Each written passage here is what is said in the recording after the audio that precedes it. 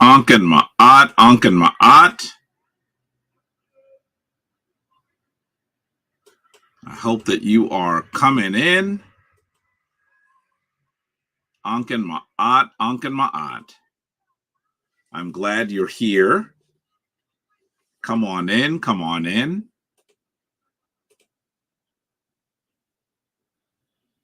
Hoping that many of you will be joining us shortly. We're starting a little bit late. I was traveling and then got stuck trying to get back here during the 5-borough bike tour. Whoa, it was very difficult to get back here. They have many of the streets and even some of the highways in Manhattan shut off, blocked. So it has been very, very challenging. Please, I'd love for you to come on in. Anken Ma'at, Anken Ma'at.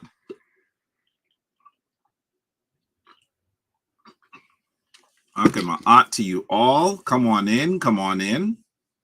Let me first say, let me welcome you to Kemetic Ascension. My name is Jabari Osaze. I'm Hen Netter and Tepi. I'm Heru Jed and Ma'at, Aten Ra. I am here and I'm waiting to greet you all. I want to say dua to spending part of your amazing Sunday with us for Kemetic Ascension. Come on in. Anken Ma'at to you, Brother Terrence. Anken Ma'at to Nashan. Anken Ma'at, Anken Ma'at. You're Fidel. Wonderful. Good to see you. And I see that you're reading the book. Please let me know what you think about it once you finish it, or even as you're going from chapter to chapter. Shoot me a message. Let me know what you're thinking. Let me know what questions you have. Let me know what you'd like to hear next, because I'm preparing at least 2 different books at the same time. But Seven Little White Lies was always considered a book that would have several sequels. So I'm hoping that you will let us know what you think, so that I'll be able to better prepare the sequel. Anken Ma'at, Anken Ma'at, I'm glad that you all are here. It's a little, it's kind of drizzling, not quite raining heavily yet in New York City, but it's a little gray here today. I'm hoping your day is brighter. Anken Ma'at, Anken Ma'at. We see Heru Asar, Ankh Amun Ra. Anken Ma'at to you all. Anken Ma'at to you all.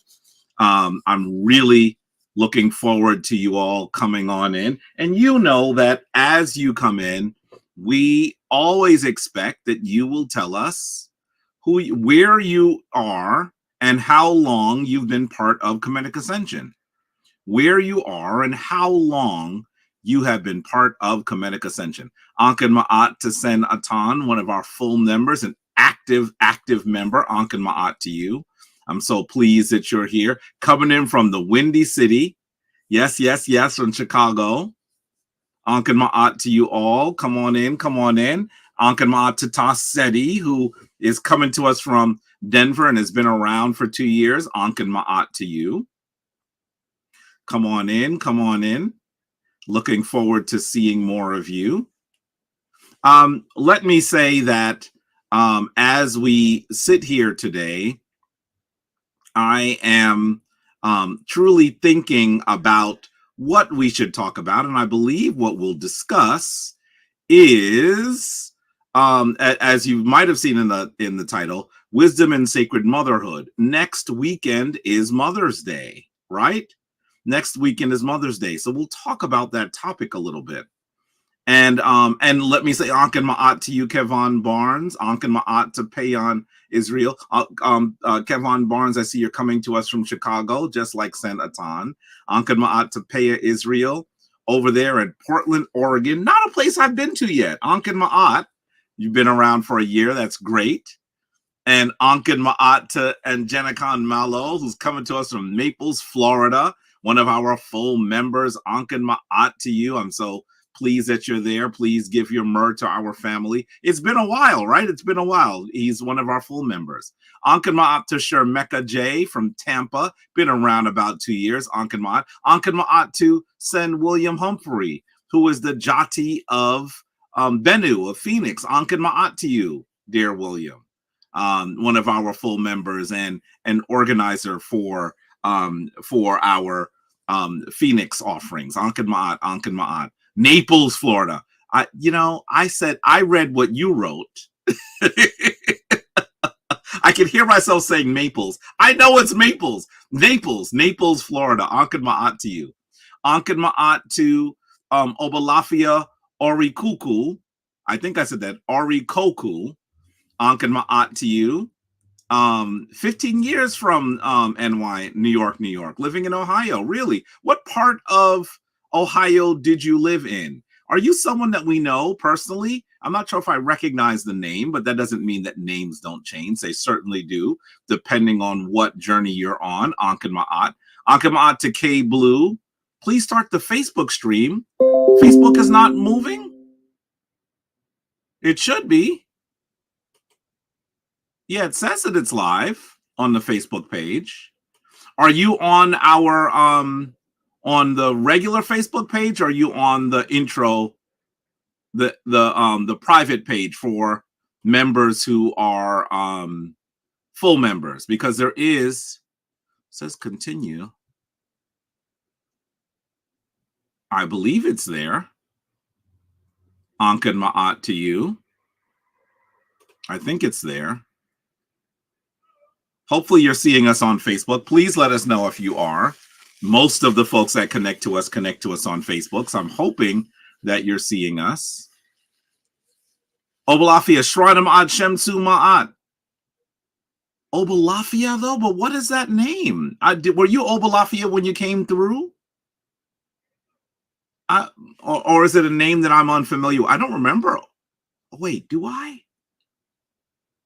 Please help me remember, and chalk this up to my head, not my heart. You were Obalafia? Let me go and see you.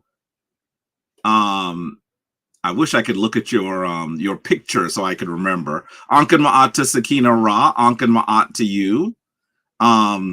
From Grand Forks, North Dakota. Ankin Ma'at to you. Yeah, looking forward to your reunion. Yeah, I'm still trying to get there. I might make an appearance. Ankin Ma'at to you. Ankin Ma'at to Tashi, one of our full members. Ankin Ma'at to Onuris Benu Mantu Ra, from Savannah, Georgia. Obalafia, I'm not sure why I'm forgetting. I'd love to. Anyway, my apologies. I'm hoping that my brain is not disappearing. Ankin Ma'at to Aminata Tonya Rutledge. Ankin Ma'at to you. Ankin Ma'at.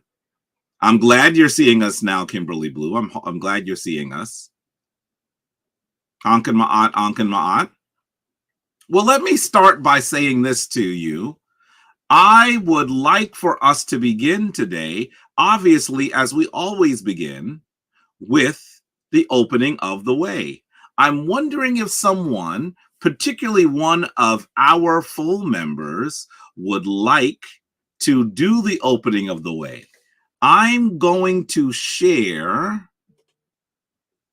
the StreamYard key. I would love for someone to do the opening of the way, and perhaps even to do our hessie today, rather than me trying to do everything here, sitting here by myself. I would love for you to do that. Let's see.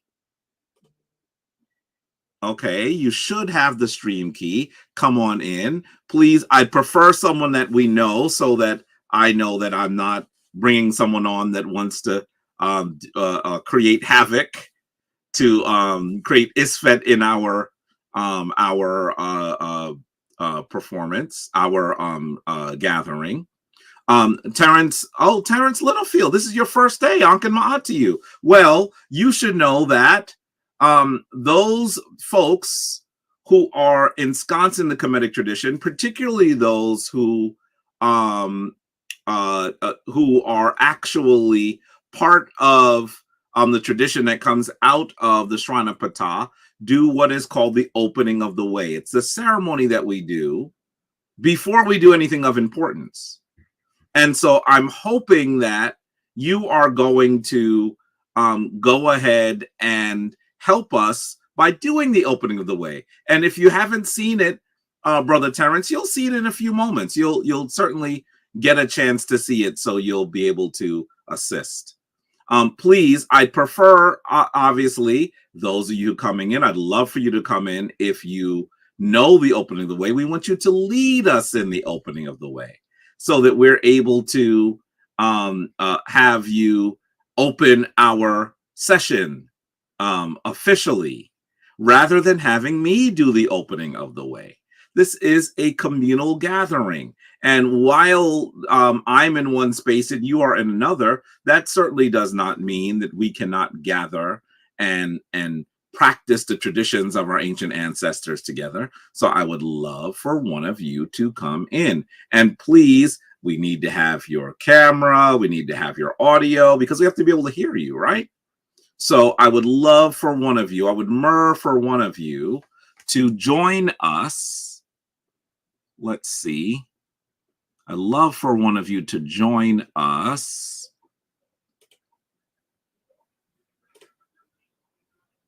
Yeah, the link is in the chat.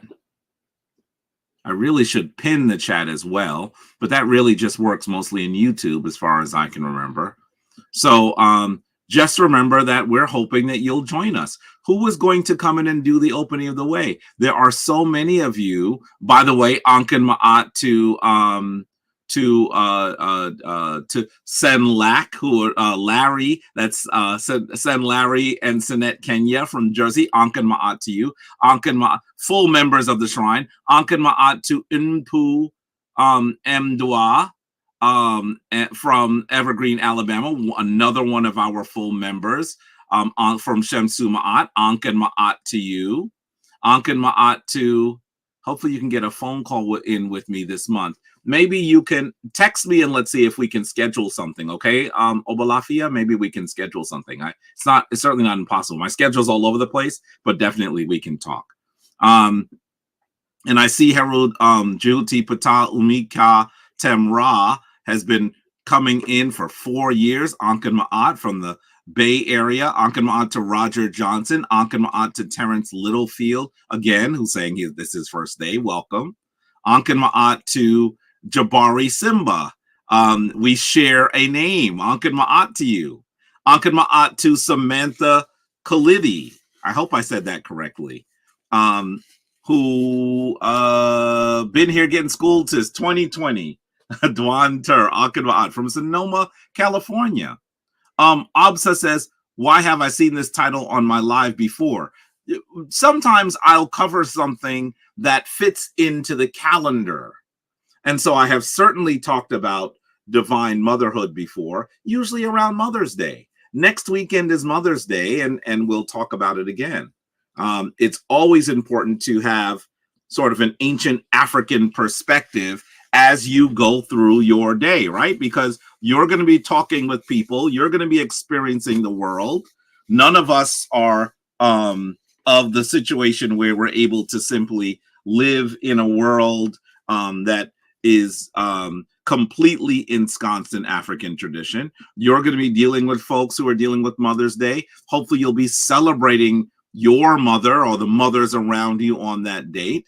And so we want to give you the Kemetic perspective, not just the secular or Western perspective that you may be familiar with. So definitely we'll talk about that. Ankan Ma'at to Wad Kwame. Ankan Ma'at to Roger Johnson, to Ronaldo Mystic.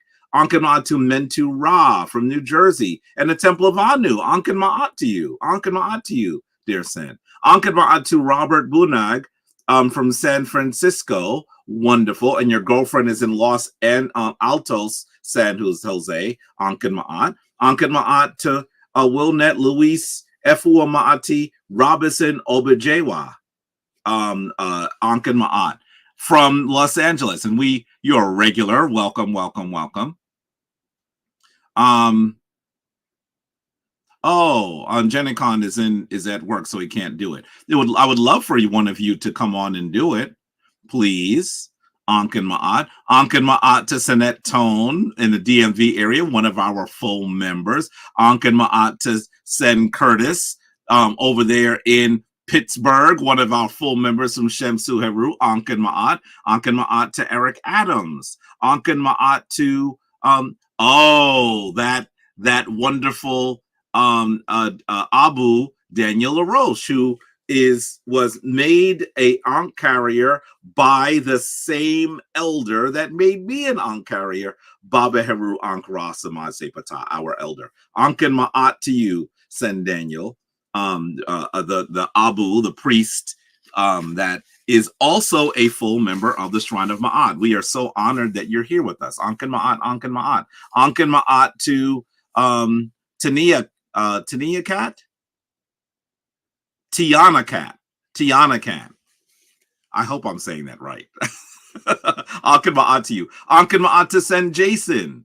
Ankin Ma'at, who is one of our full members, an active member. Sakina Ra, your birthday is 4 days after Mother's Day. Oh, wonderful, wonderful. I hope your chillin' really give you a good celebration, because I know that you are an active mom and grandmom. So I really hope that you are celebrated, and we celebrate you for being you, an active member of the Shrine of Ma'at, and a wonderful, wonderful, wonderful member of our initiatory group. We always hear about the other initiates talking about, so many of you really are engaged with your fellow initiatory group, and that's amazing, because the Shrine of Ma'at is a community, right? So Ankin Ma'at to you. Tiana Cat says that she's coming from Dallas, Texas. Wonderful. Well, I think based on our conversation, the people that are furthest away are the folks that are in California. I don't think we have anyone that's coming to us outside of the United States today. So Ankin Ma'at to you. It's always wonderful to hear that our celebration is reaching people on the other side of the country, and sometimes even the other side of the world. Ankin Ma'at. I'm still asking that one of our full members comes in and does the opening of the way for us. Here is the link. You'll see it in the chat on Facebook, on YouTube. I don't think that you can come in from, well, you probably could come in from Instagram, but I think that process is a little different. Instagram's a little iffy with all of this, you should know. Oh, and I'm noticing I'm not even seeing all the people that are watching on Instagram. I just switched back to Instagram. Look at all of you. Ankin Ma'at to all of you on Instagram. The fact that you've joined, I guess what happens is, usually on the other streaming services, we're able to see individuals who make a comment. But in Instagram, we can see those of you who have joined. So Ankin Ma'at to you, and welcome to the gathering that we call Kemetic Ascension. It is wonderful that you are here with us. So, who is gonna come in? Also, computer from work, huh, Jabari Simba? Okay. Who else? I saw a bunch of you, full members, who I know how to do the opening of the way. Come on now, where are you? Don't make me do everything. This is an us gathering, not a me gathering, not a Jabari gathering, right?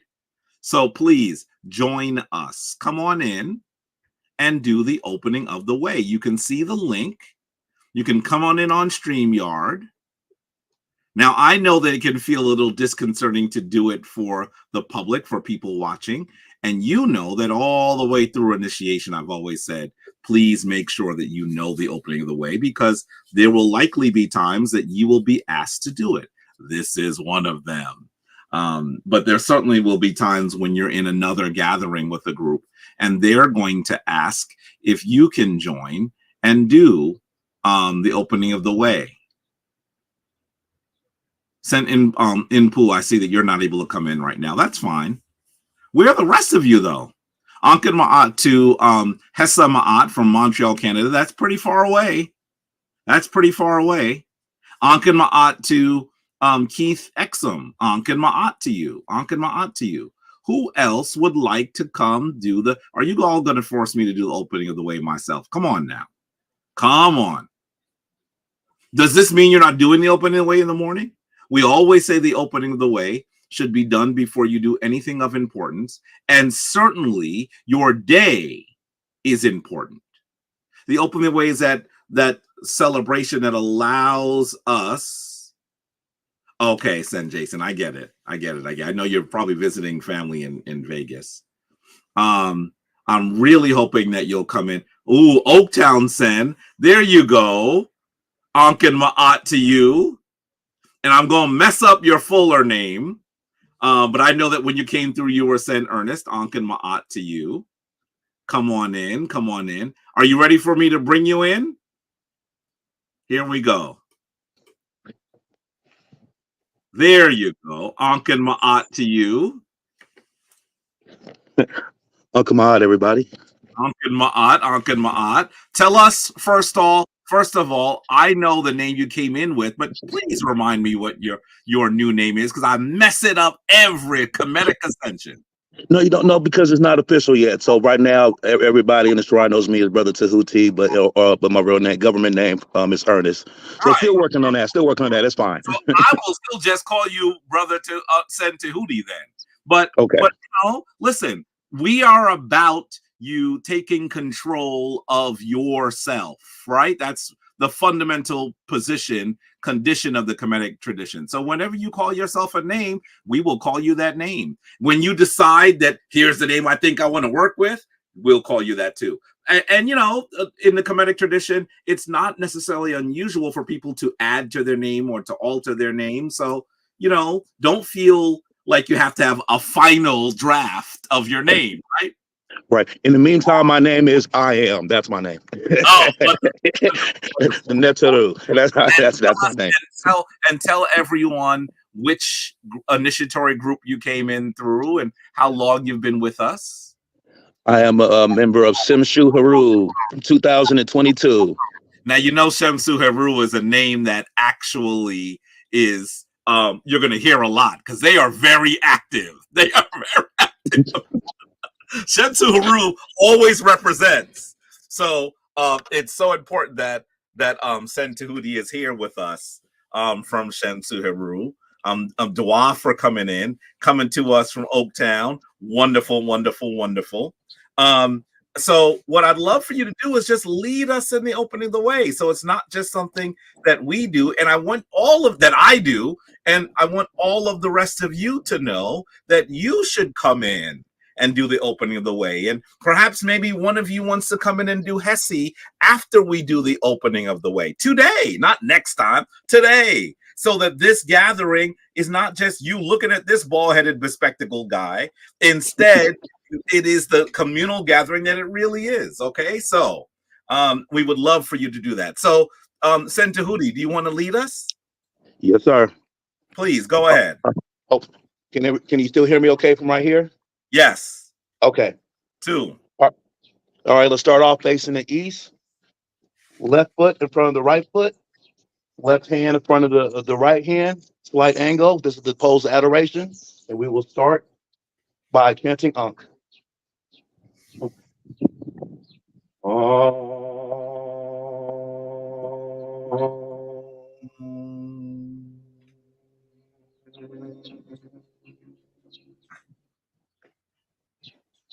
Anetrak Imbetet. Anetrak Imbetet. Nuke Imbetet. Nuke Imbetet. Anetrak Hapi. Anetrak Hapi. Nuke Hapi. Nuke Hapi. Twau and Tur. Twau and Tur. Turn. Anetrak Circuit. Anetrak Circuit. Nuke Circuit. Nuke Circuit. Anetrak Kebsanoof. Anetrak Kebsanoof. Nuke Kebsanoof. Nuke Kebsanoof. Twau and Tur. Twau and Tur. Anetrak Ost. Anetrak Ost. Nuke Ost. Nuke Ost. Anetrak Amset. Anetrak Amset. Nuke Amset. Nuke Amset. Twau and Tur. Twau and Tur. Anetrak Neat. Anetrak Neat. Nuke neat. Nuke neat. Anetrak Dua Mutep. Anetrak Dua Mutef. Nuke Dua Mutep. Nuke Dua Mutef. Twau and Tud. Twau and Tur. Anetrak Newt. Anetrak Newt. Nuke Newt. Nuke Newt. Anetrak Gab. Anetrak Gab. Nuke Gab. Nuke Gab. Twau and Tud. Twau and Tur. Anetrak Shoe. Anetrak Shu. Shoe. Shoe. Shoe. Nuke Shoe. Nuke Shu. Sorry. Anetrak Tefnut. Anetrak Tefnut. Tefnut. Tefnut. Tefnut. Tefnut. Nuke Tefnut. Nuke Tefnut. Twau and Tud. Twau and Tur. Anetrak Paut and Teru. Anetrak Paut in Teru. Nuke Paut and Teru. Paut in Teru. Anetrak and Boo Netteru. Anetrak and Nuke Boo. and Boo Netteru. And Boo and Teru. Twau and Tud. Twau and Tur.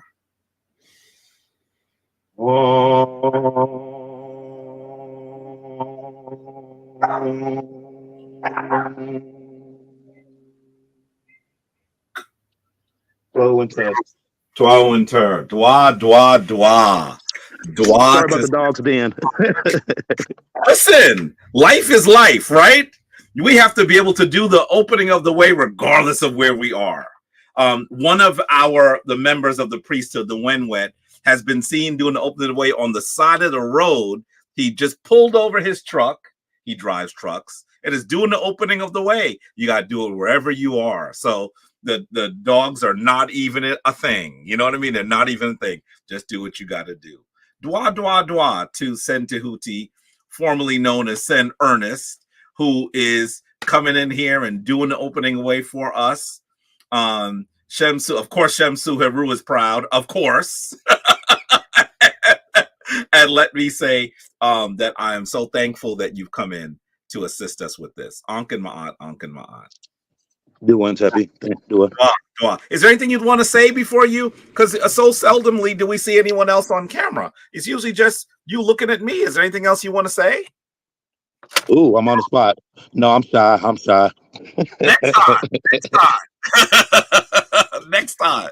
I'll put my thoughts together. I'll have a sermon next time. No, I'm just kidding. Good. Dwa, dwa, dwa to you. Right, and please. Once again, it's always good to see you on the other side of the coast. So I don't get to see you that often. Dwa to you. Yo, last thing, hopefully by September or so, whenever next class finishes it up, I do plan on returning. So I very much need a East Coast cleansing. I very much enjoy Harlem very much. I need to come back. And let me say this to you. I'm glad you said that because there are some, while we were doing opening of the way, I glanced and I saw at least someone asking how you become a member. We usually have our initiation in the beginning part of the year. It usually finishes around May, late May, early June. There was so much going on. We didn't do that this year. We will have initiation this fall. So look forward for those of you who are looking to become full members. We're going to announce it early so that you can join our initiatory group. We're going to announce it early so those of you who are full members can come in and participate in their initiation, and we'll let you know when we plan to have our closing ceremony, so that, because you know that we usually have a weekend of events. We'll do it. It'll be cold. We'll figure out how to do that, but definitely we look to do that again this year as well. So let me just say, hopefully we'll see you then. Okay. All right. Shemin Ma'at, go forth in peace. We'll see you soon. Go forth in balance. See you soon. All right. So let me once again say dua to Sen Ernest. Just know, you all know now that when we do this, the opening of the way, I'm going to ask that some of you join and do it with us, right? This should not be a situation where you're just seeing me on camera. We would love to be able to do it where we have more people in-house. Our space is quite small and we have some concerns around health, so we haven't been doing that. But definitely we would love to see you so that we can do our gathering in the way that we're used to doing it. at very least, you should be able to come on in and do it that way. So Tiana Cat, know that we will announce when initiation will be, so that you're able to do that. And let me say Ankin Ma'at or Habari Ghani to Rich the African Elder. Ankin Ma'at to you, Habari Ghani to you. Ankin Ma'at to Colbin Tyquin from Flint, Michigan, a regular. Ankin Ma'at to Robert James, who comes in every Kemetic Ascension from London. He's usually the person that's furthest away, and he is so far as well today. Ankin Ma'at. Ankin Ma'at to Trevor Lee Harden. Ankin Ma'at to Jean Nee Owa. Ankin Ma'at. Okay, wonderful. Senatan is saying that he'd love to come in next time. Wonderful. We would love to see you. Sanet Tashi said she'll be prepared. We see George Cobbty, dreamer to a doer. Ankin Ma'at, he says hi. Ankin Ma'at. Ankin Ma'at to Raheru Shu Kansu. Greetings and Ankin Ma'at to you. Ankin Ma'at to Mac Tip, who we've seen many times here as well. Welcome back. And he says, Black Fist up, family. Ankin Ma'at, the Black Fist is up. Ankin Ma'at to you.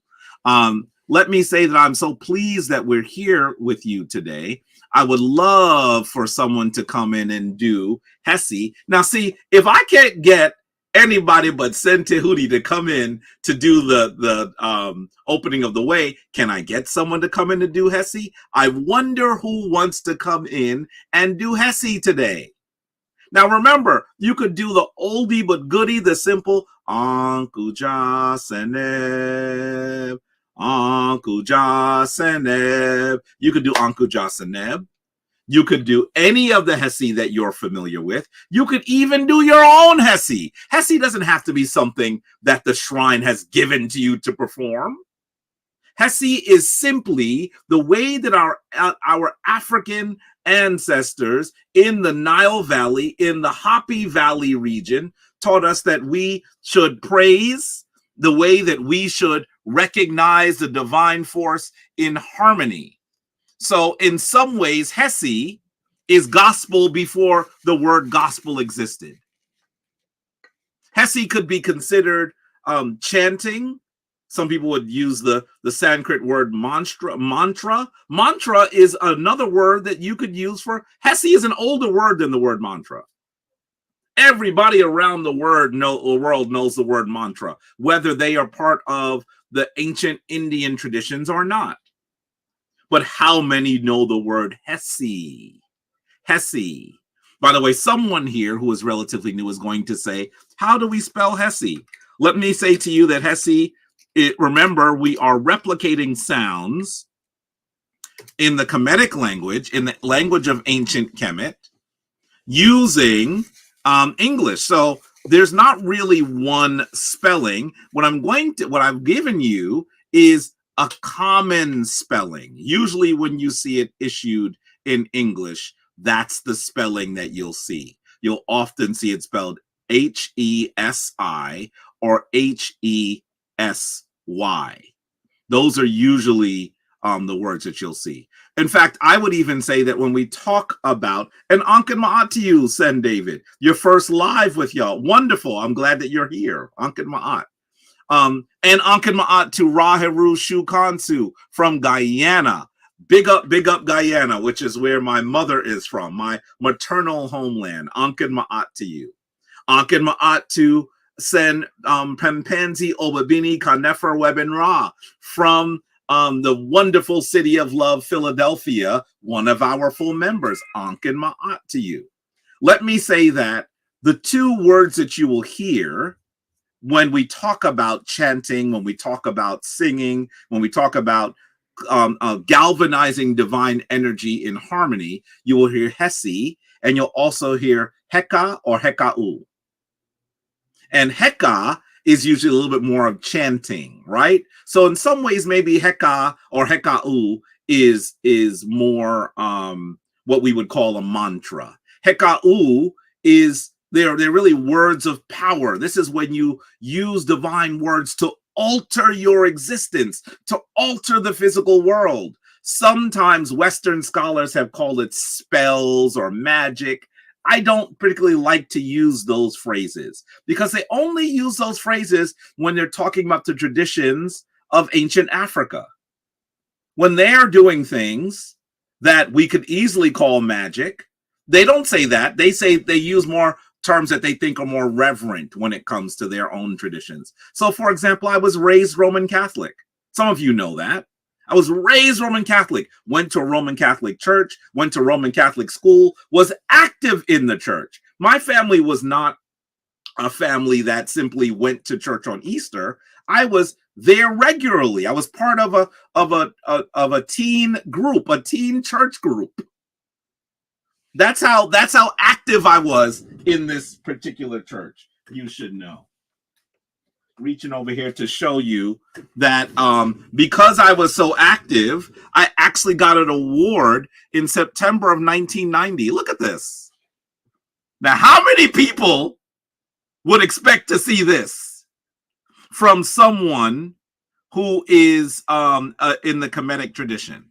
But it's from the Office of Black Ministry, and it congratulates Corwin Jacobs, that was my birth name, for my scholastic achievement, my community involvement, and here's the kicker, my exemplary Christian attitude. Isn't that amazing? Isn't that amazing? But that's when I was part of the Roman Catholic tradition. That is what I was doing. And I'm going to say to you, that church I was part of, there are wonderful, nurturing people there. Wonderful, nurturing people there. My mother is still part of the church. My siblings sort of go occasionally, but they're not as active at the church. The church is called Sacred Heart, and it's in Cambria Heights, Queens. That's the church I grew up in. And I'm going to say to you, I would be there with the priest of this Roman Catholic Church. And at the most important portion of the gathering, we would see the priest turn around to the wafers that were there. He would say some words. He would pray over them. He would pray over the vessel of wine. And then we should understand, as Roman Catholics, that those wafers of bread and that wine were then considered not a symbol of the body, not a symbol of the blood of Jesus, but through what scholars call transfiguration, they were supposed to be literally the body and blood of Jesus Christ. I never heard anyone say that he was a magician. I would think that calling him a magician would be offensive. My goal was not to offend. It still is not to offend. But why is it that when we come to the African traditions, now all of a sudden we have these terms that we use that are of less reverence, that are of less importance when we're talking about the African traditions? That is what we routinely see. So that's the reason why you're not going to hear me be comfortable with the term spells or be comfortable with the terms with magic or the things like that. Did the Kemetic people argue that their priest or those practitioners who were doing Hekau were able to affect the physical world, the tangible world, with their words, with their prayers? Yes. But why do we then use terms that are less respectful? So you're not going to hear me use the word spells when that comes to that. I'm going to use the term that our ancestors used. And the first one, the one that deals with the chanting, these affirmations, could be Hekau, and the ones that dealt a little bit more with the concept of singing in harmony could be hessie. Those are important terms. And I see that Sen Lee says that's Egyptology for you. Yeah. That they have certainly taken all of those traditions and rendered them in some ways that are almost unrecognizable. By the way, Ankin Ma'at to Sen Jared coming in from Mississippi, and Ankin Ma'at to Hemnetter Jamar, who is coming to us from Strong Island. If you're not in New York City, you may not know what I'm talking about. Long Island, that we call it Strong Island. And he is one of the priests of the Shrine of Ma'at, one of the leaders of the Shrine of Ma'at. Ankin Ma'at to you. I'm glad that you're out there and doing what you do. Ankin Ma'at, Hemnetter Jamar. And so I also see that Jabari Simba says, including the word witchcraft. That's right. These are all these terms that are used. Why are we using those terms? Why are we using those terms? So we should say hekau, we should say hessie, so that we're clear about what we're talking about. Okay. We see Senaba Sage Elmore coming to us from London, one of our full members. I think I saw a message from you today, Sen. I have to respond as I've been running around all day today. Ankin Ma'at to you.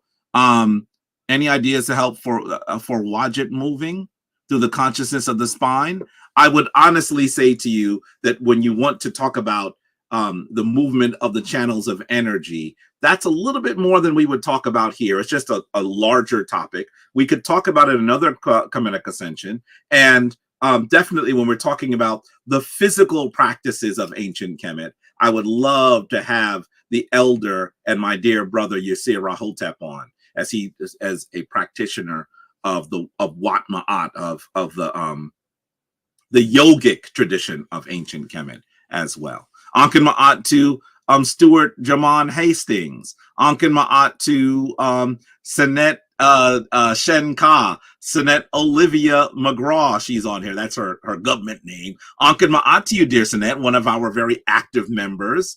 Ankin Ma'at to you. Good to see you here. Ankin Ma'at to Amin Ma'a Rob Bryant, coming to us from Columbus, Mississippi. Ankin Ma'at to you. I hope I've not missed anyone. I see HD says that they're new here. Can you recommend an accurate version of the Pertemeru?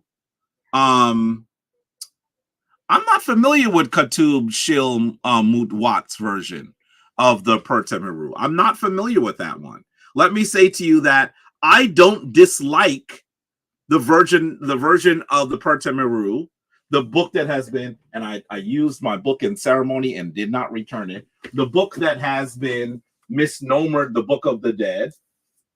It was first called the Book of the Dead by a German Egyptologist by the name of Richard Lepsius. He called it Das Totenbuch, which means the Book of the Dead. And you'll see it here. I don't have a problem with the version that is done by Budge. And there's a reason. Is it perfect? Far from it. But the reason why I like this version is because it gives you the glyphs. It gives you the transliteration, that is, how should the glyphs be pronounced? And it also gives you the translation. So I like this version. Is it the most powerful translation? No, it is not. It is absolutely not. And sometimes you even have to fix some of the things that he's put in there. But the fact that he gives you the glyphs and the transliteration is helpful. You can fix some things. And I'm not saying that his translation is a poor one. It just may not be the best translation. Some of the other descriptions of the book, portions of the book, actually are quite good, but they don't include the glyphs and the transliteration. So that's the reason why I'm continually coming back to the version that was translated by E.A. Wallace Budge.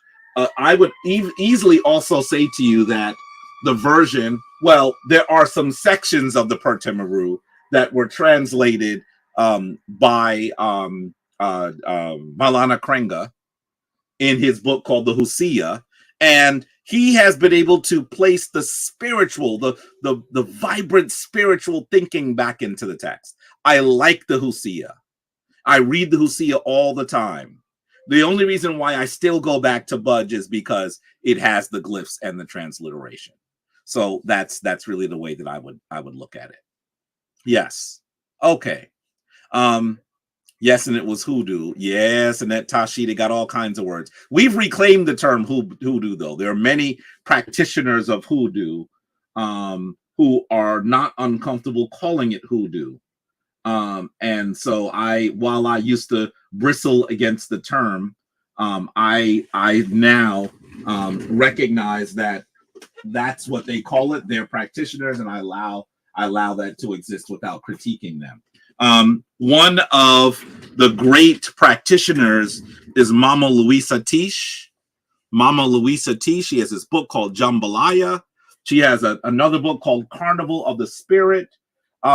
She's an elder. She is amazing. Out of the West Coast now. She's amazing. She's amazing. And so if you want to know more about that aspect of the practice, keep in mind that these are portions that don't come directly from Kemet, but Hoodoo tends to be that group of practices that that our people actually have used in the West, right? So they're African practices that have been translated here. Here's one that I like: Hoodoo Spiritual Baths by Aura LaForest. I like this book. So I no longer bristle at the term hoodoo. It's the term that those practitioners that are doing it call it. And so you should definitely be aware of it, because much of it, you will see great similarities in the traditions of ancient Kemet. This is how Africans do it. So definitely I would agree with that. Okay. I mean, they use Greek names, not Kemetic. Yes, they do use all kinds of Greek names. It's ridiculous that they continue to do that. Jabari Simba says you're originally from Benin, Nigeria, and it's a part of your culture. 222, yes, yes, yes. Because this is how ancient Africans do it.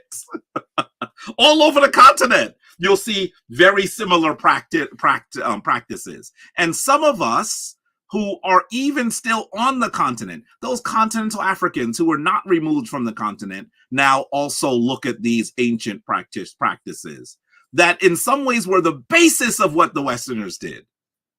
The basis of what they did. They now look at their own practices with derision. And I think that we should be who we are. We should return to our source. Send David here. Raven Brown says, am I familiar with Muata Ashby? Of course I am. He's an elder that's been writing many, many years. I like Muata Ashby's books. I do also have a loving critique of some of his books as well. I like, as a scholar, I like to understand where you've gotten something from. And I struggle trying to run down Muata Ashby's sources or where he gets things from. And so that's my loving critique. He is an important elder that's doing work, but that's part of the challenge. And the reason why I'm saying that is because sometimes you'll find something you really enjoy and you'll speak about it in public and someone will say, oh, that doesn't come from there. And then you'll find yourself in a little awkward position. So I really would hope that he would be a little clear about where he's getting some of his sources from. So, for example, I'm talking about his book. I want to say it's called Ancient Egyptian Proverbs. Wonderful book, wonderful book. But then when you try to find the sources of some of the proverbs, they're not from Kemet. So I think that that's somewhat problematic. I don't usually say that in public. So because you've asked, I'm obligated to give you a direct answer.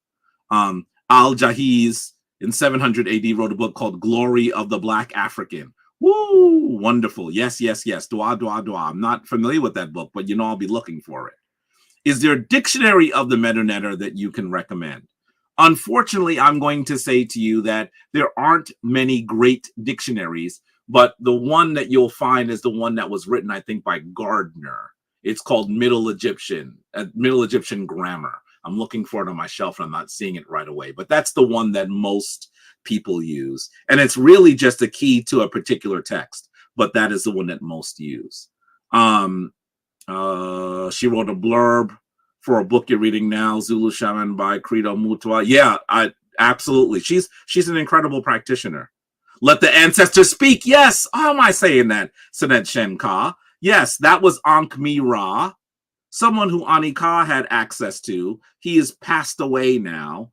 But that is not as much a dictionary as it is a book to learn the Medu-Neter. And it was always meant, I'm looking for my copy here, it was always meant to be several volumes, but unfortunately our dear Sen became an ancestor and was not able to complete it. By the way, let me say to you, I'm quite sure that having a copy of Ankh-Mi Ra's book now is difficult.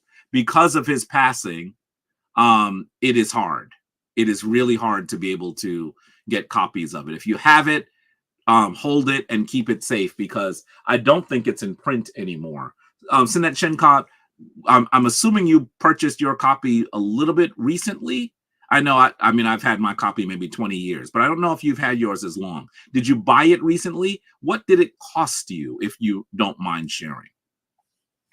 Let the Ancestors Speak, yes. The Vegas Dictionary, yes, yes, yes, is also good. I think the Vegas Dictionary is online primarily, isn't it? Sen Anpu. Anpu is one of the full members of the shrine who is extremely well versed on the language as well. See, look, Sinet Shenka says it costs $65. When I bought it, it was not more than 15, but I'm old. That's what happened. I'm old. So yeah, it's not an easy book to get your hands on. If you could purchase it for $65, I suggest you grab it. In fact, if you can, grab two, because the price is gonna go up. It is not easy to find copies of Let the Ancestors Speak. And yeah, and it's a small dictionary that you can use, yes. You can download it as a PDF. Cosmic saying, Ankin Ma'at send Cosmic. Ankin Ma'at, how are you? Ankin Ma'at. Are you saying you can download Let the Ancestors Speak as a PDF? I don't think I've seen it as a PDF. But if you can let us know where it is, it'd be wonderful. And we'll see. Babu Infidushi's book, Spiritual Rollers or Healers. Yeah, that's a good learning tool, but it's an excellent learning tool. But I think we're talking about dictionaries per se. Anyway, let's continue. Can we continue? I see no one came in for hessie. I'm not even going to do hessie today. I'm asking that next time we gather, you come in prepared to do hessie. Okay? We're hoping that you will come in to do hessie, because these sessions are, I would argue, are far too centered on Hemneter and Tepi Jabari. I really would love for more of us to become part of this gathering. So let's go into what we call the word from the Sebayit. And I believe that I said to you that the word from the Sebayit today, by the way, if you're joining us from Instagram, you should know that Instagram StreamYard only streams to Instagram for about an hour, so that stream will end. Please join us on YouTube or Facebook, where you'll be able to see the entire gathering and also the word from the Sebayit. I think that would be important. I hope that you join us for the entire gathering and are able to be here for that as well. Okay. So today, I wanted to talk to you about a little about what I would argue is a very important topic, and that is wisdom in sacred motherhood. And the reason why I am mentioning this is because we need to recognize that next week, virtually all of the United States will be focused on Mother's Day.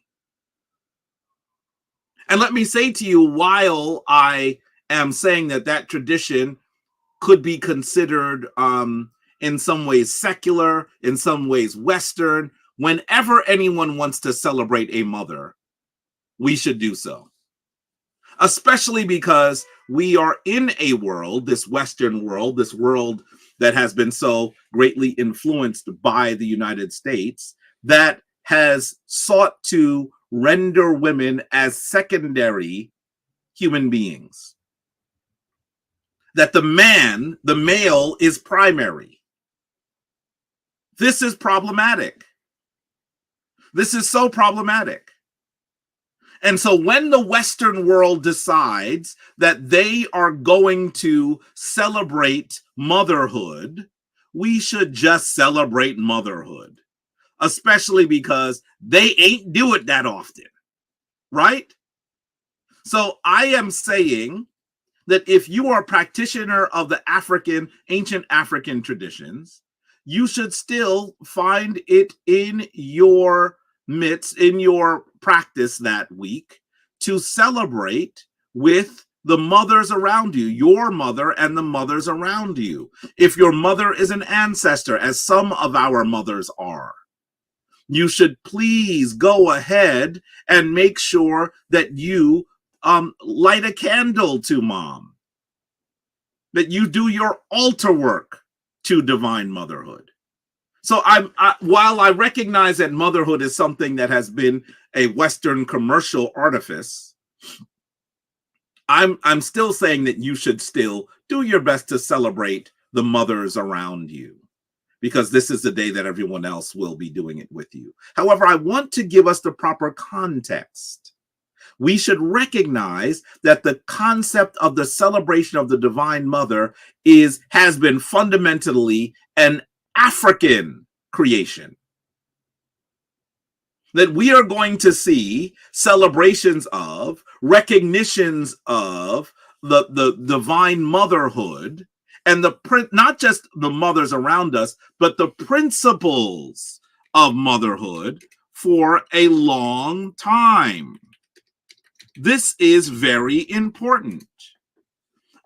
You should just recognize that the concept of motherhood is so important that when you look at African art, sometimes you will see something quite interesting.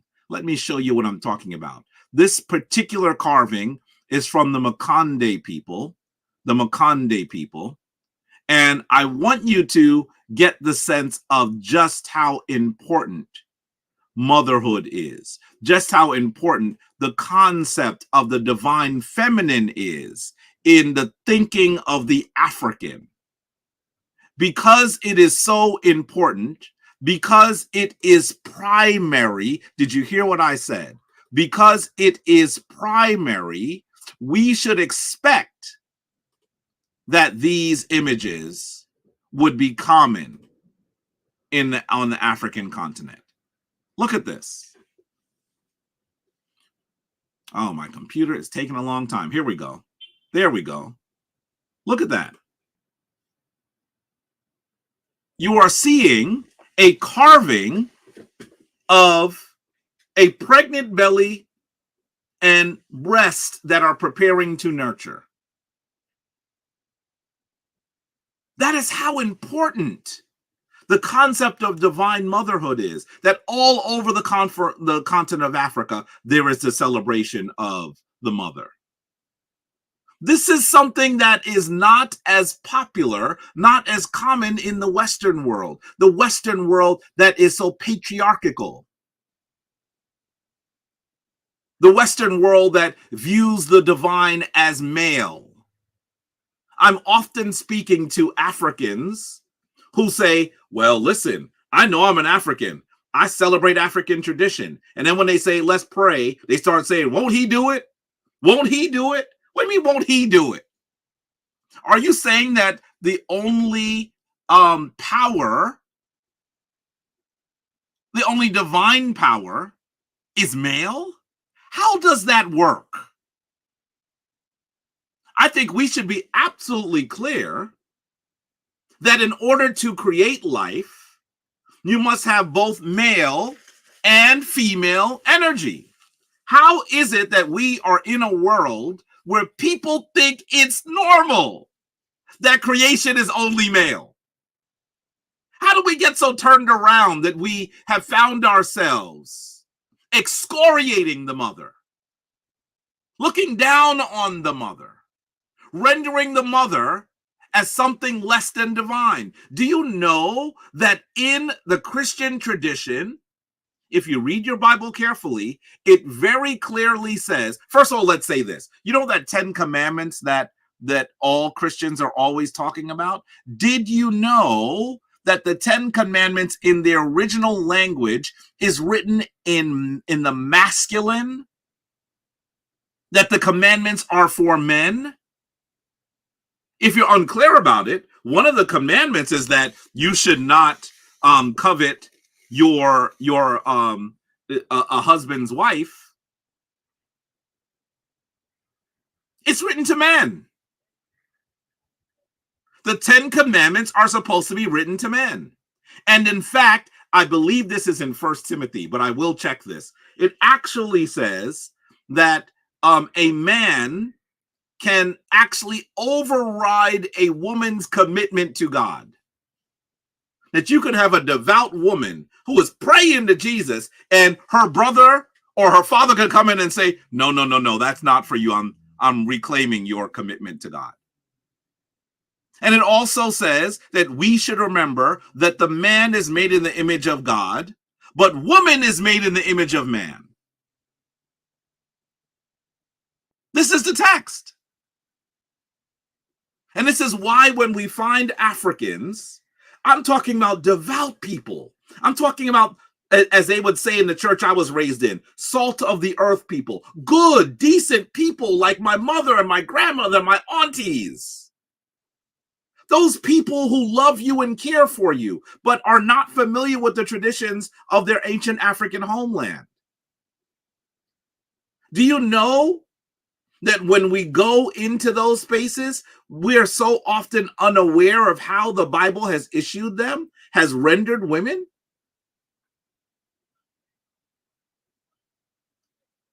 The Christian tradition, the Western traditions have underplayed the role of the divine feminine.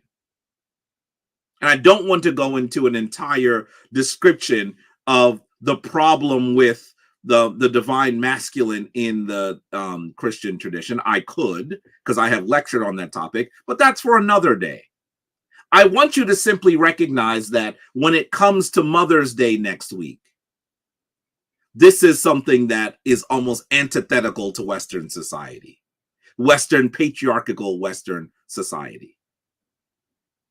And that from time immemorial, we have recognized the power of the African woman, the power of motherhood. And so as we come today talking about sacred motherhood, I want us to truly recognize its importance. As you look here, you can actually see these magnificent pictures of mothers with their children. One of them, an African-American mother with her African-American daughter. By the way, look closely in the background. You're going to see dad with the son. I just think that picture is cool. The focus today is on the Divine Mother, but they want to tell you, look, dad is not out of the picture. Dad is also nurturing. Can you see him in the background there? How many of you notice him in the background there? I just think that's cool. Take a look. Do you see dad in the background with what's likely to be the son? That's pretty cool. That's pretty cool. I like this image. Because while they're focused on mom, and mother deserves her focus in this Western world, they want to remind you that dad is not out the picture. Beautiful, beautiful image. And then, of course, we're looking at a woman here on the bottom right. A woman who is still ensconced in African tradition, holding her son, holding the young prince, recognizing the importance of motherhood, and taken this wonderful picture is taken here. Do you know what a group of people that image represents? Who are they from? What group on the continent of Africa is this woman and her child from? Let's see if anyone of you know. And then, of course, in the middle, do you recognize the image of Ast, the great mother, also known as Osset, who the Greeks then ended up calling Isis, sitting with her son, Heru, who the Greeks called Horus, giving him sustenance. This is an important image. So, I want us to recognize that this is the way that Africans give honor and praise to mom. I see Diara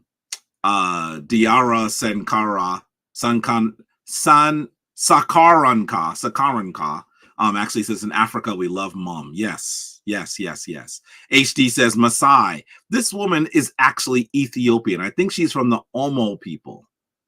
And then we see, oh, Ankin Ma'at to you, Sadet Ra'el. Ankin Ma'at to you and your sister. Is she here? Please give her my myrrh. Ankin Ma'at, a full member of the shrine. She and her sister are full members of the shrine. Ankin Ma'at to, I see Diara was trying. Go ahead, Diara. This is for Ethiopia, actually. And she looks like she's Maasai, right? Doesn't she look like she's Maasai?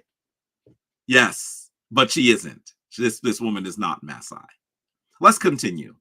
So let's talk briefly about the origin of Mother's Day in the United States. You should know that Mother's Day was founded by Anna Marie Jarvis for her mother.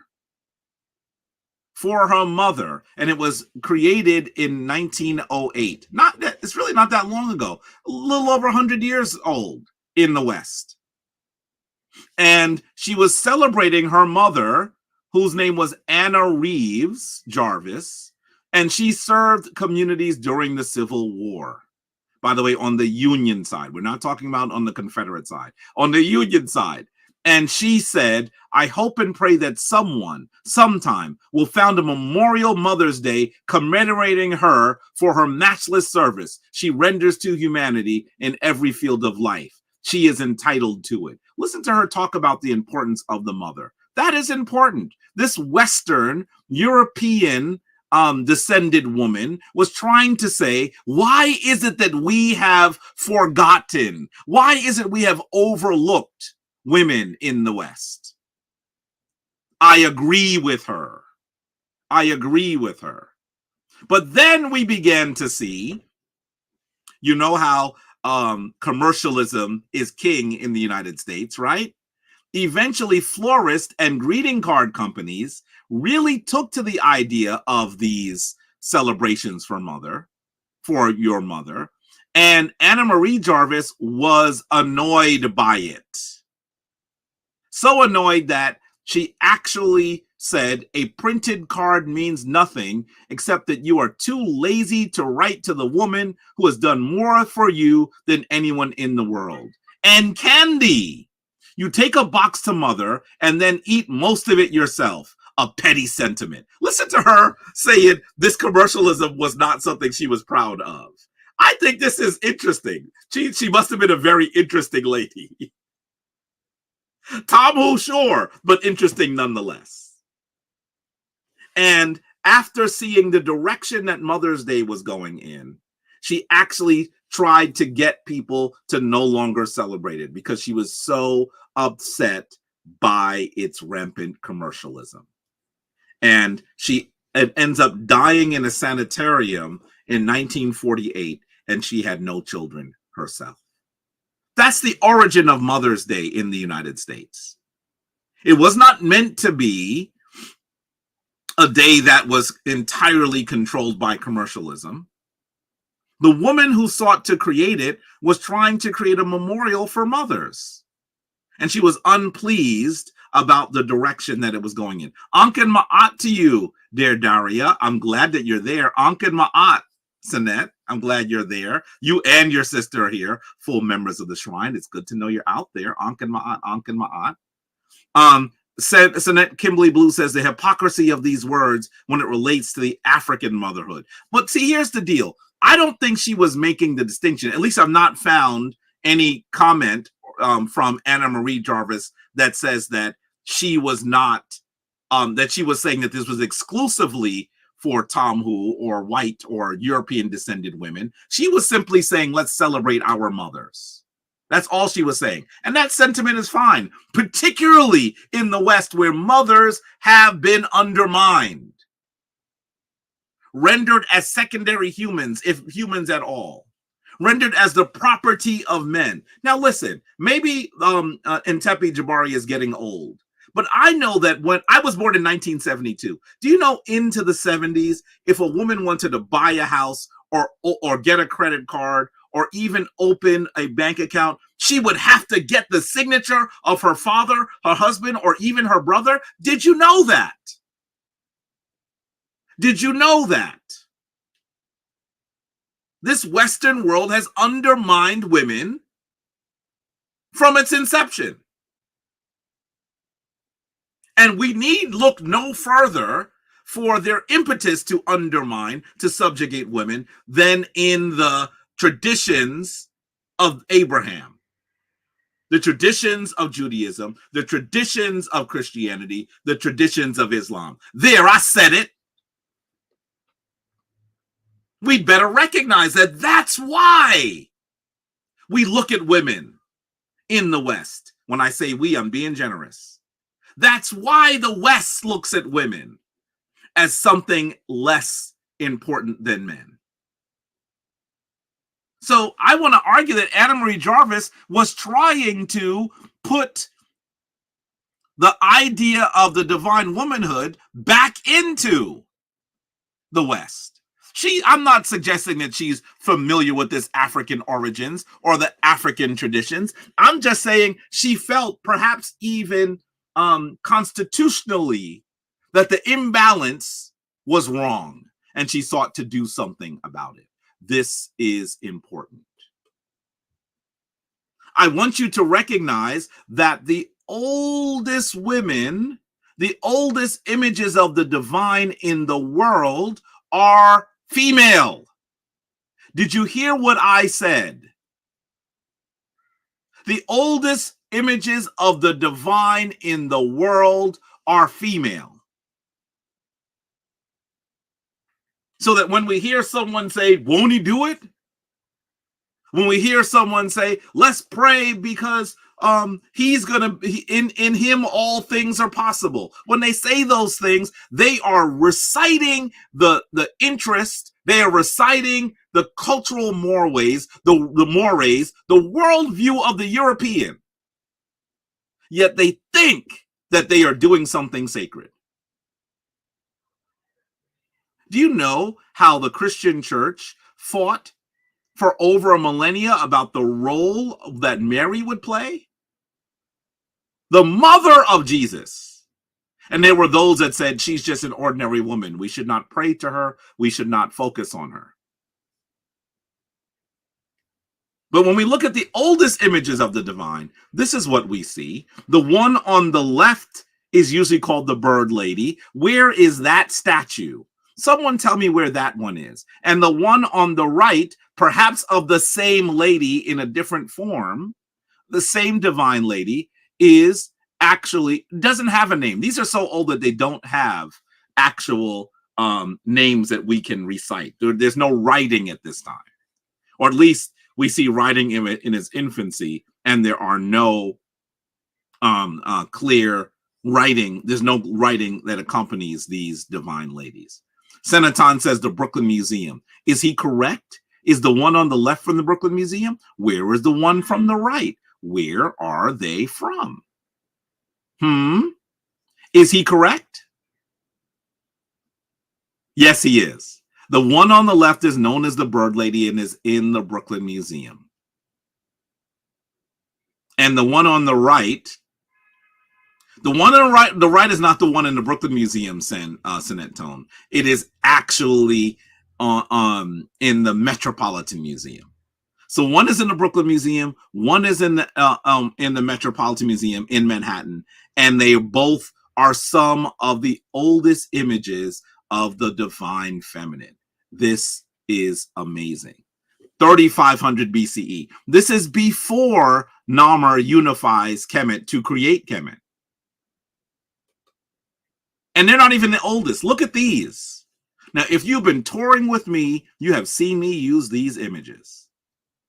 They're not even the oldest. Look at the one. These are three that are from Europe. The one on the left is the Venus of Willendorf in Austria. She's somewhere around 28,000 to 25,000 BCE. Then we see the Venus of Dolny Vestonis, and she's from Moravia, from 29,000 to 2,500 BCE, a contemporary. And the Venus of Lausel. This one is a frieze, right? Not a freestanding image. And that one is in France at around 25,000 BCE. I want you to recognize that these are ancient. But let's be clear, even though they're found in places that we would consider Europe, clearly they're referring to two things. First of all, notice none of them have defined faces. Is it that they weren't able to carve faces? No, of course not. They are issued this way because I believe they're not talking about a particular woman. They're talking about the concept of womanhood, of motherhood. Notice their bellies look like they are likely pregnant. Notice they have sagging breasts, all of them. Why? Because they are nurturers. No miracle bras here. In the West, they have made sagging breasts look like a problem, look like they are detestable, look like they are less than ideal. But in ancient Africa, they render the sagging breast as something that is divine, something that is revered. Why? Because this divine lady nurtures all of humanity. Get it right. That's how those people who gave civilization to the world look at the divine mother. And you might say, Jabari, what do you mean gave civilization to the world? These are all in Europe. This one got cornrows. Clearly, we're talking about the African mother. Even though this was found in Europe, we're talking about the African. There is a memory of the African mother, the great mother, the mother to all of humanity. That's what we're talking about here. So we have to recognize that the divine mother, even in its oldest sense, has always been the image of our great Black African mothers. Yes, and Senaton says it's no wonder why they called Sarah Bartman the Venus Hottentot. Venus obviously being a Greco-Roman goddess, let's call her. They are only able to they're only able to describe things according to their understanding, and their understanding is quite limited. So that's why they call them all Venus, when all of these long predate any Venus that existed in their understanding. And that is interesting. That is very interesting. And Orlando says, who is now a baby mother in America, we have not treated the sacred, these wonderful women properly. That's right. I hear what you're saying. We have not. And we ought to restore Ma'at. We ought to restore Ma'at. So understand that the celebrations of motherhood, the oldest that we can find are in Kemet. The oldest that we can find writing about is in Kemet. Recognize that Kemet is not the oldest African civilization. That there are African civilizations on the continent that are tens of thousands of years. Let's be clear, hundreds of thousands of years older. That Africa is the origin of all of humanity. All of humanity. And so recognizing that, appreciating that, we should recognize that there are likely statues, descriptions, celebrations of the Divine Mother that long predate Kemet. But Kemet being perhaps the most influential nation in the entire world, and the nation that is one of the first literate nations in the world, is the place where we see the celebrations of the Divine Mother first written. And so we saw annual celebrations to the Divine Mother. There were celebrations to Ast, the Great Mother, held on the vernal equinox every year. What is vernal? What is vernal? Isn't vernal the spring equinox? Wait a minute.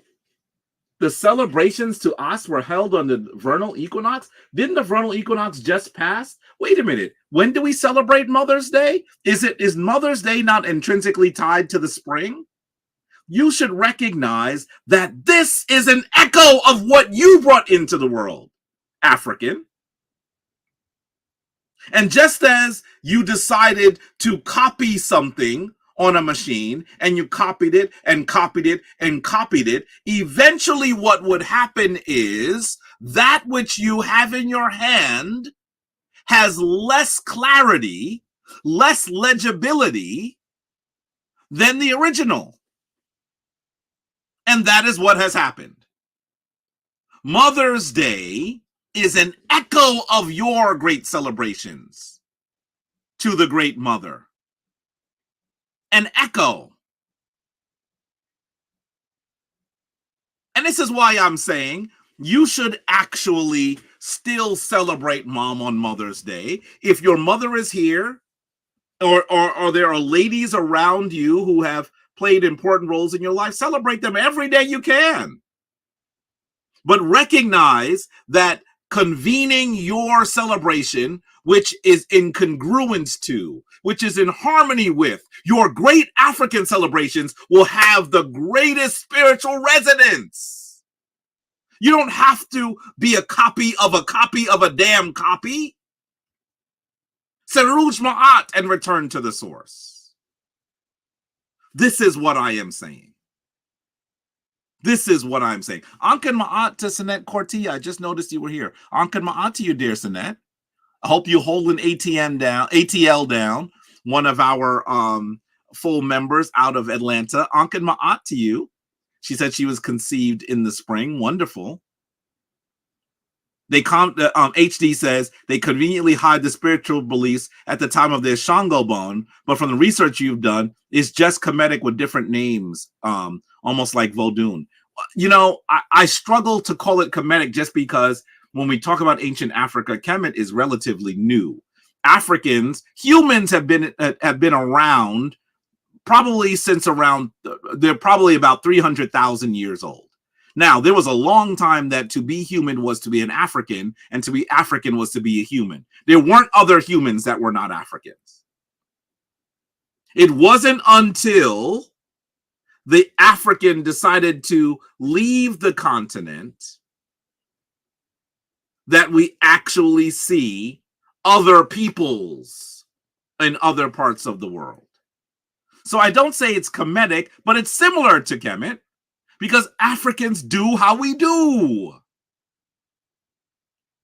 And if you go all over the continent today and you experience the traditional cultures, not those cultures that have been so horribly manipulated or rendered inappropriately by the Western influence, but those that are the traditions of the people who have been practicing these traditions since time immemorial, they're going to look very similar to the ones that occurred in Kemet, because Africans do how we do.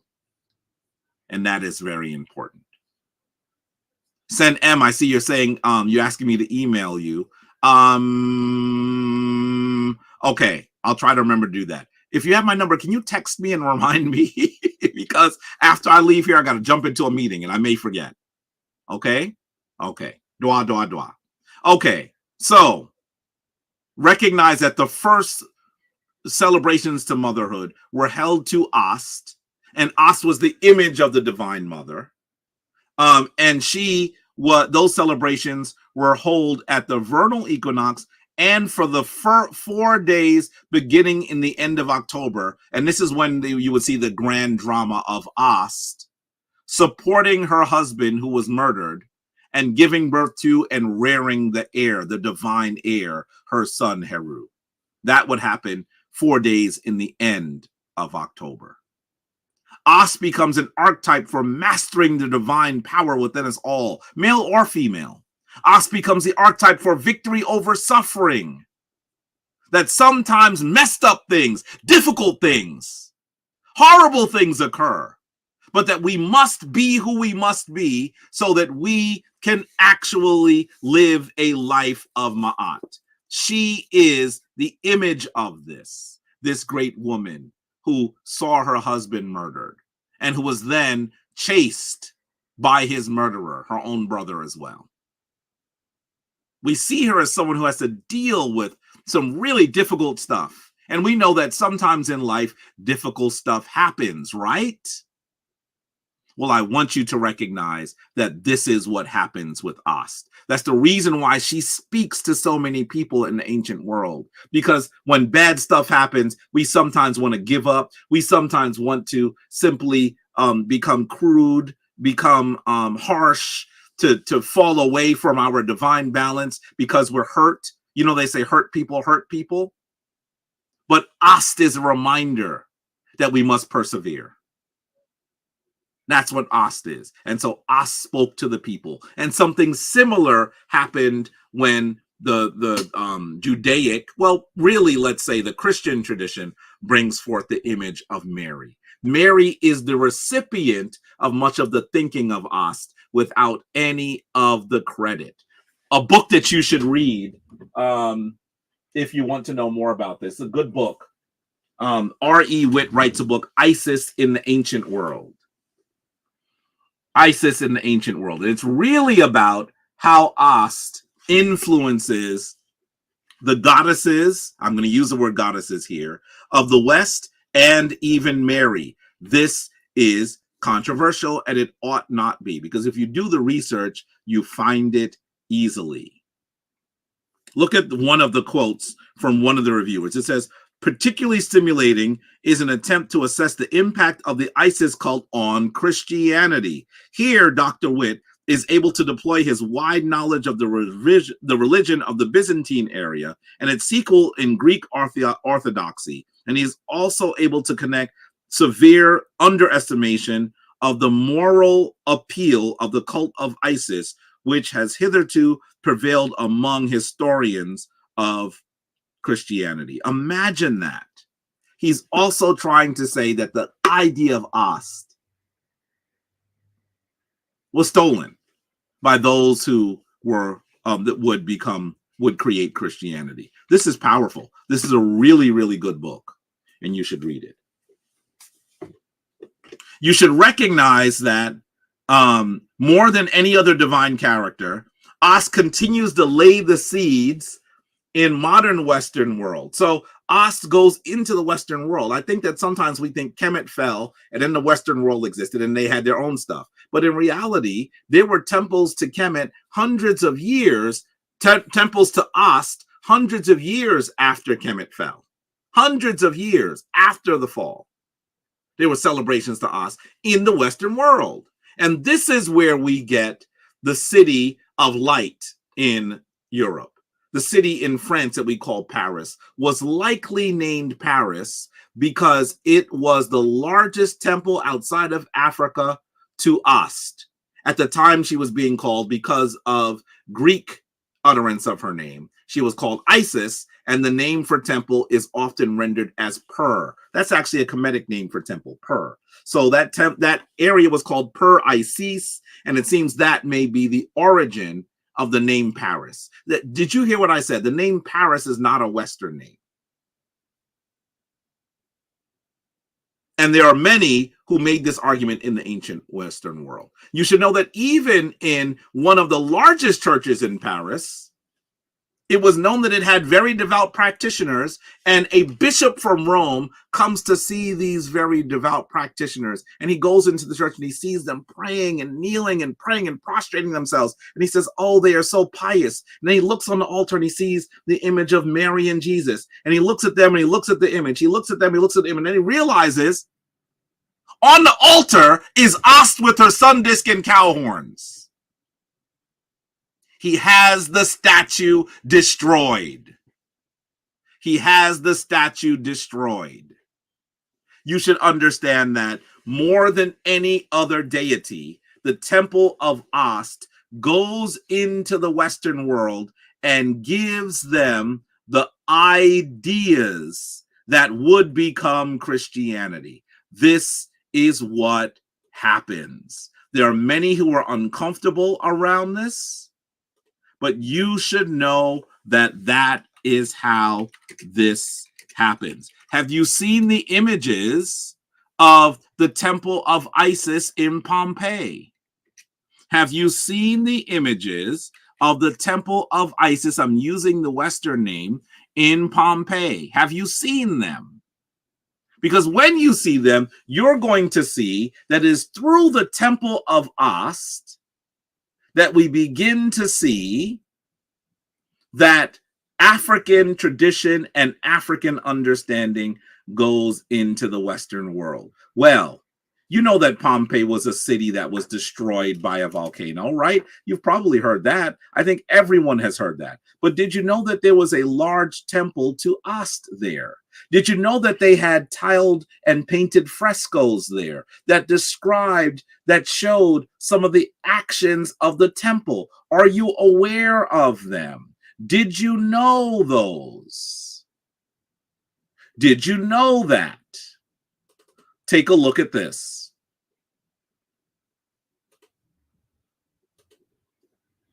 Take a look at this. Come on, computer. You're slow today.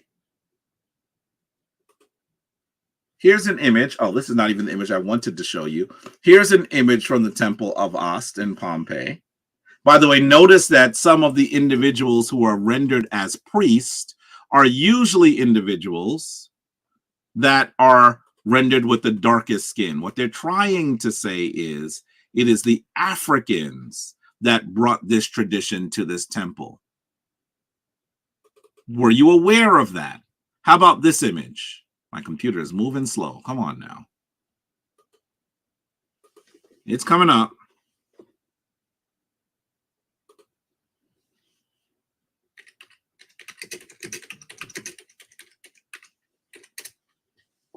Take a look at this one. By the way, this is from modern day Pompei. And you're going to see that this temple shows you that there are celebrations in the temple, right? You can see that these are all initiates. Notice that they are rendered with lighter skin. So these are supposed to be Italians. But look at the people of stature. They are almost all of them, perhaps maybe not this person, but almost all of them are depicted with the darkest skin because they're trying to say it is the Africans that gave us this knowledge. You see one here, another here tending to a flame. By the way, look at the Hebi bird that they call the ibis bird, the representation of Kemet, and the representation of Jehuti or Tehuti, who they probably called Thoth by then. Look at this person here, introducing all of these people to the rites. You see one person here that looks a little lighter, holding an urn. And can you see a Kemetic, what's supposed to be a Kemetic sphinx? I'm using that Greek word intentionally here. A Heromachid statue. Here, this is probably a priestess holding a sistrum or shasheta. I want you to recognize that these images are not in Africa. These images are in the temple of Isis in Pompei, Italy. So we should understand that they are saying they learned these things from the African. That these images of Isis, of Mary and Jesus, are nothing more than an echo of the images of Ast and Heru. That this is them rendering African tradition, remixing African tradition according to their own sensibilities, according to their own mores. Powerful people do not worship images of someone else. They render the divine as themselves. This is what we see here. This is what we see here. But we also have these images that are sometimes called the Black Madonna, right? Because once again, this is some of the way that we know that the images of Kemet are an echo in these churches in Europe. We see these images of a dark-colored Ast and a dark-colored Heru in places where there are rarely dark people. And these are some of the most sacred statues and icons in these European churches. They are all over. By the way, there are some really good books on this. One of them is The Black Madonna in Latin America and Europe by Olis Kawis Peralba. Excellent book. Excellent book. The Black Madonna in Latin America and Europe. There's also a book called Dark Mother. And then there's probably the first book on the role of the Black Madonna. Here goes Black Madonna in Latin America and Europe. Transformation and Transfiguration. Here we go. Here's one of those books that you ought to take a look at. And then there's also, oh my goodness, Ian Begg. Here it is. Cult of the Black Virgin. Cult of the Black Virgin. This is the first book that I'm aware of that attempts to describe the role of Black Madonna in the Western world. Ian Begg's Cult of the Black Virgin. It's an excellent book for you to find that as well. So I want you to recognize that these images are replete. They go all over the world. And they contain some of the thinking as well. Look at Ast here in sorrow. She's in sorrow because of the murder of her husband. She's in sorrow. And so I want you to recognize that this idea that even though horrible things might happen to you, that you have to stay the course, that you have to stay sacred, that you have to still try to Seruj Ma'at. These are, I'd say they're Ast qualities that go into the Western world, because then we see Mary doing the same thing. By the way, some of you have seen me show this before. This is the coat of arms of Paris. And it was altered by Napoleon himself. He said he believed that the ancient traditions of Kemet had come to early Paris. He spoke to the elders of the city who confirmed it. So he changed the coat of arms of Paris. Look at Ast on the prow of the ship. Much of these traditions came to the Western world through Ast. And they even render it like she was following a star. This is the coat of arms of Paris, with Ast holding an ankh, with the throne on her head. And so as we try to understand the divine feminine, as we understand the role that Ast and Inbedhet played to Asar, can you see them here? This is Asar after he is resurrected, and he is receiving power and energy from those two wonderful queens who brought him back into existence. As we try to understand the concept of the divine feminine, the concept that these two great ladies, who, by the way, were called the Mary, the beloved ones. Can you see that these are ways that we see these two ladies putting a black man back together, resurrecting him? You're seeing the Jed column, the symbol of the resurrection of the Asar, the backbone of Asar. And as it is raised, by the way, if you look closely, you can see that this is supposed to be a personification of Asar, because on the Jed, you can see two eyes. Can you see two eyes? So these golden ladies, they're golden ladies because they kneel on the symbol of Neb or Nub, gold, are raising Asar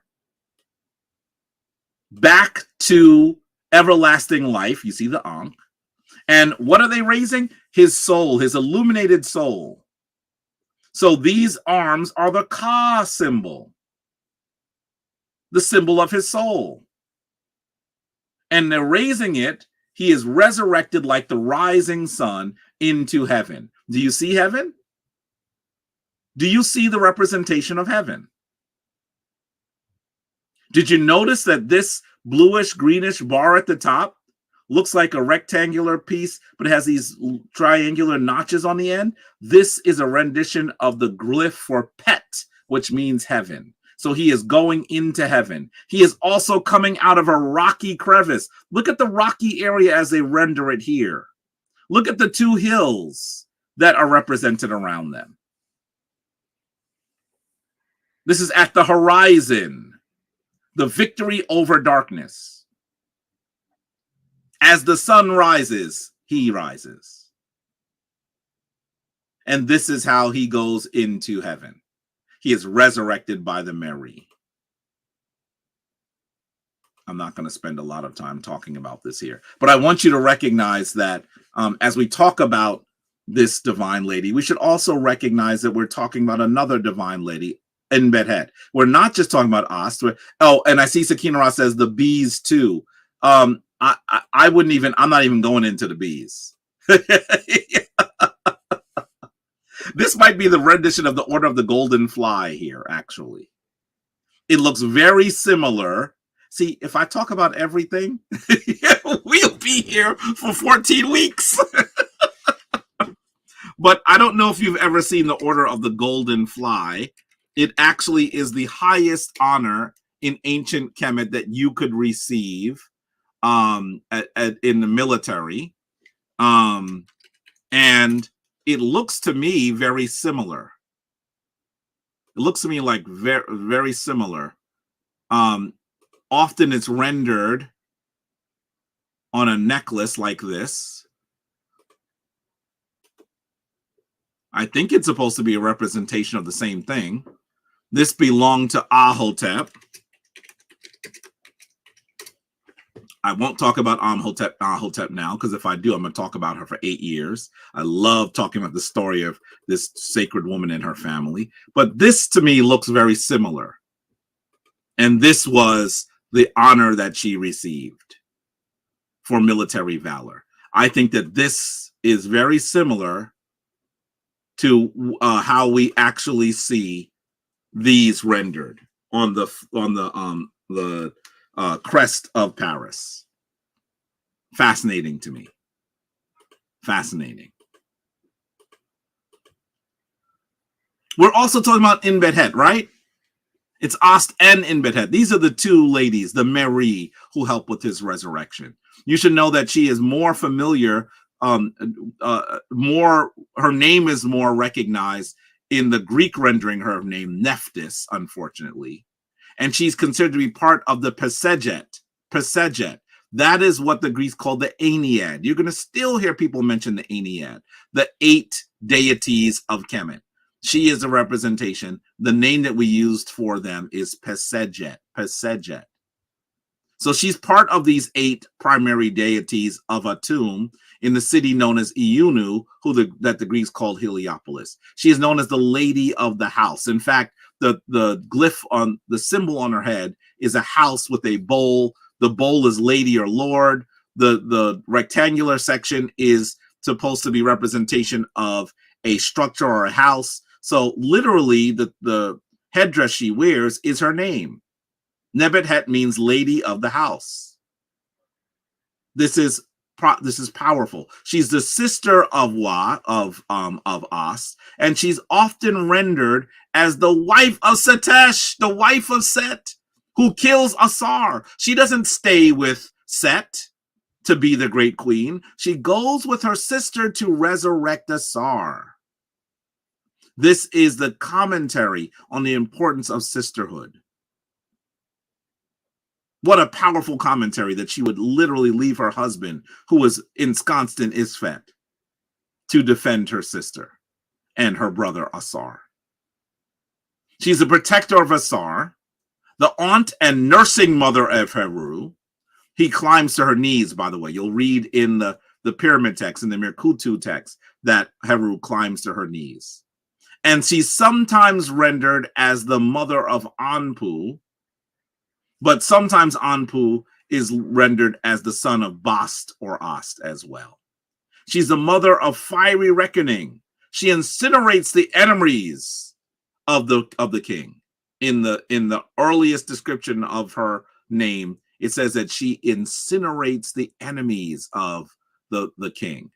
I mean, think about how powerful that is. She incinerates his enemies. How powerful is that? She's also the protector of Hapi in the Mesu Heru. You know, when we do the opening of the way, we mention Enbedhet.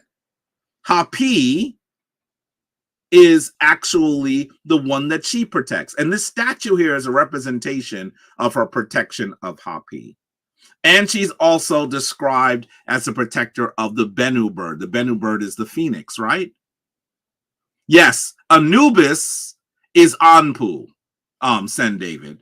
Anubis is the Greek version of Anpu. So in this setting, I usually use the Kemetic names because you should be able to call these divine entities with the words that your ancestors did, rather than the less powerful terms that the Greeks, who didn't know what the heck they were hearing or speaking, were utilized. So yes, Anubis is Anpu. Make sense? Okay. Let's continue. She's often referred to by other epithets. She's called Enbedhet of the bed of life, which is the bed that he is resurrected on. She's depicted as the queen of the embalmers. She's connected to the festive ceremonies, one where it is said she removes the king's hangover. Can you imagine that when you have a hangover after drinking beer? In the book, it says that she removes the hangover. Wow. She's the queen of darkness that allows one to see, and also sometimes represented as the queen of darkness that allows us to see. She is sometimes represented as the kite bird or the falcon, and she's the mistress of Hekau or fertility. Together with her sister Ast, she is recognized as one of the Meri. So, family, there's so much more for me to say about her. It's after 2. You should know that today's discussion is going to be a part 2. We're going to talk more about this next time when we gather, recognizing divine motherhood and divine sisterhood. And what are we going to do? We're going to create an altar to Enbedhet and an altar to Ast. Before I do this, please don't wait for me to do it. Let's see you create your altars in this period where we recognize the Divine Mother. Please share your images to us on Facebook. Send them to us on Instagram. Let us know that you are that you're doing the work, because you, beloved, are those who remember the traditions of our African ancestors. This is more than just thinking about this. This is about doing. So get up in your altars and practice your celebration to the Divine Mother. More next time. So as I always say, the divine force in me greets the divine force in you. Dwau, dwau, dwau. Here is our final affirmation for the day.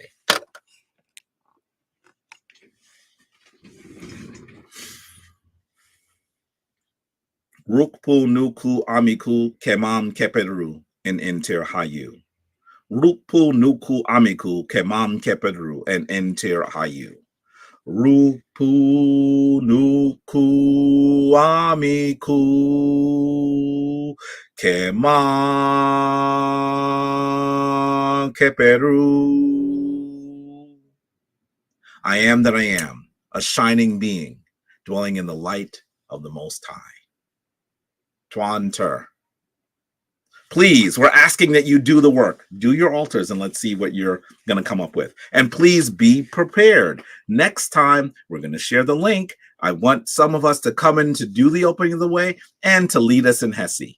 Hopefully, we'll see you next week, not in 2 weeks. With that, I say Shemin Ma'at, go forth in divine balance. We'll see you soon.